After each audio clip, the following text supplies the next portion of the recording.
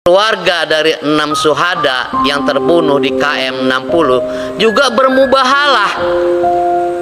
Dan juga tadi sudah disebutkan oleh pengacara kita bahwa Habib Rizik, imam besar kita, juga bermubahalah.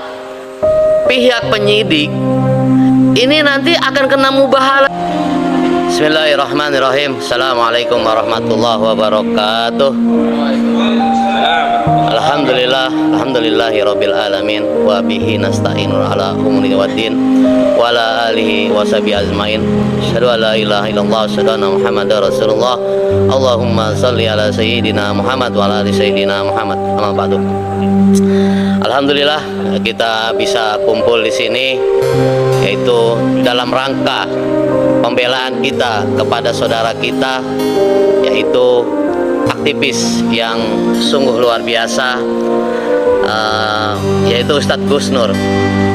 Alhamdulillah, sebenarnya beliau juga sudah pernah hadir di majelis ini, di lokasi yang sekarang ini, pernah hadir dan pernah memberikan semangat kepada jamaah yang ada di Nurul Islam ini. Benar ya Bapak-bapak ya? Ya, betul ya. Ya, lama waktu itu kan? Ya. Pernah hadir. Maka dari itu jamaah yang ada di sini merasa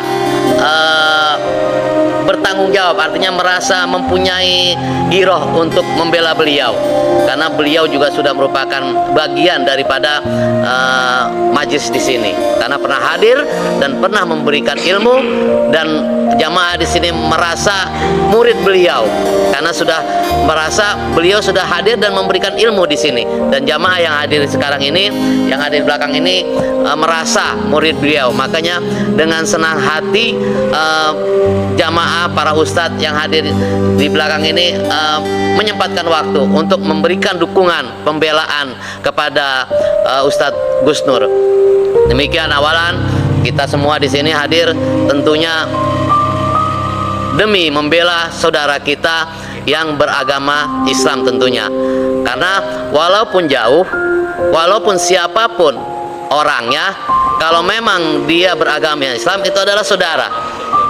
Seperti saudara itu, saudara seiman itu sebenarnya lebih erat kaitannya, karena dikatakan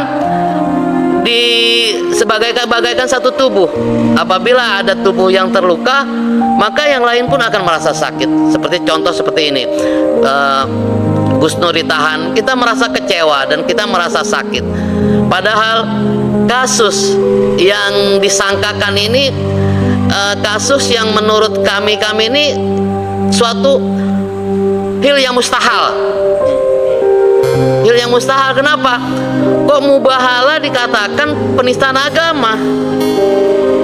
Di mana nyari ilmunya itu? Di mana penempatannya? Makanya kami hadir di sini tuh, mubahalah hal yang mustahil kok disangkakan gitu loh. Kalau kita bilang penyidik ini bodoh, mustahil bodoh, karena pendidikannya kan tinggi, ya kan?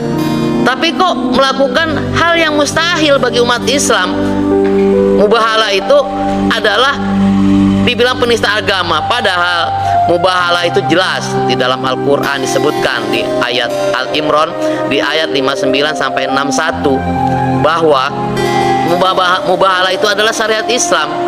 Bahkan pernah dicontohkan oleh baginda besar kita Nabi Muhammad SAW. Pada saat itu beliau difitnah, atau orang-orang kafir, orang-orang Yahudi itu memfitnah Rasulullah.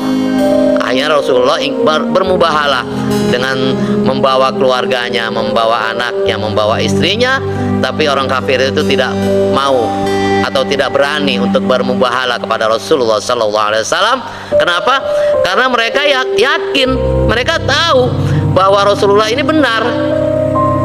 Yang namanya mubahalah itu pasti akan berefek dengan orang yang tidak benar. Demikian pun di dalam kasus Gus Nur ini, pihak penyidik ini nanti akan kena mubahalah juga, karena secara tidak langsung penyidik ini membenarkan. Kenapa dikatakan membenarkan? Karena menangkap gitu loh. Karena sudah menangkap Gus Nur, itu intinya berarti sudah membenarkan orang yang melaporkan. Kalau pihak penyidik tidak membenarkan orang yang melapor, nggak akan ditangkap Gus Nur, diacuhkan gitu loh. Ah, lu cerita apa sih, lu itu mubahalah, itu ini laporan lu nggak beres nih, itu baru. Tapi dengan adanya ditanggapi, dikondisikan, penyidik ini pun sudah termasuk ikut bermubahalah, tetapi di dalam pihak yang salah. Karena menurut Islam, mubahalah itu adalah syariat agama Islam. Kenapa? Karena juga sudah kita saksikan di sekarang ini bahwa para guru kita, para kiai, bahkan keluarga dari 6 syuhada yang terbunuh di KM 60 juga bermubahalah. Dan juga tadi sudah disebutkan oleh pengacara kita bahwa Habib Rizik, imam besar kita, juga bermubahalah. Andai saja bermubahalah ini nanti ditetapkan sebagai penistaan agama, tentunya wah, ini semakin gak beres sudah. Gampang sekali sudah untuk menangkap para tokoh-tokoh kita, para kiai kita, Pak, dan imam besar kita, akan menjadikan celah. Makanya untuk itu kita hadir di sini bukan membela Gus Nur saja. Kita juga membela para habaib, para kiai kita, agar supaya apa? Agar supaya penistaan agama yang dituduhkan ini, bahwa ini tidak benar, gitu loh. Dan tentunya di sini juga berperan sekali pihak MUI. Seperti tadi sudah diberikan paparan oleh pengacara kita bahwa ada salah satu, mungkin ini juga bisa dikatakan oknum, karena yang namanya MUI itu fatwa, menyatakan fatwa penistaan agama itu harus melalui surat, tidak dengan statement, tidak dengan ucapan. Ini tentunya oknum. Kalau memang benar bahwa dari pihak penyidik menyatakan sudah ada koordinasi atau konfirmasi dari pihak MUI, tentunya akan melihatkan bukti fatwa tersebut. Karena yang namanya fatwa itu bukan dari ucapan, tapi berupa surat dari MUI menyatakan penistaan agama.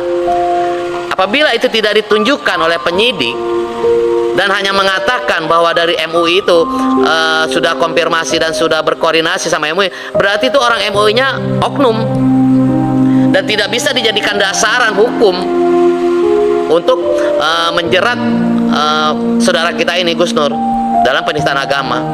Karena hanya sekedar yang menyampaikan pun oknum dan tidak ada kekuatan hukum, hanya sekedar menyampaikan dari lisan atau dari tulisan, kecuali dari resmi dari MUI. Itu merupakan lembaga yang mengeluarkan fatwa tersebut. Saya rasa itu cukup ya, Tat, ya. Yang saya sampaikan. Jadi pada kesempatan kali ini juga sehubungan kita akan mengadakan agenda besar yang mana setiap tahun kita laksanakan, yaitu Munajat Akbar 212. Saya pribadi dari Ormas Gempur, Gerakan Muslim Pembela Umat dan Rakyat,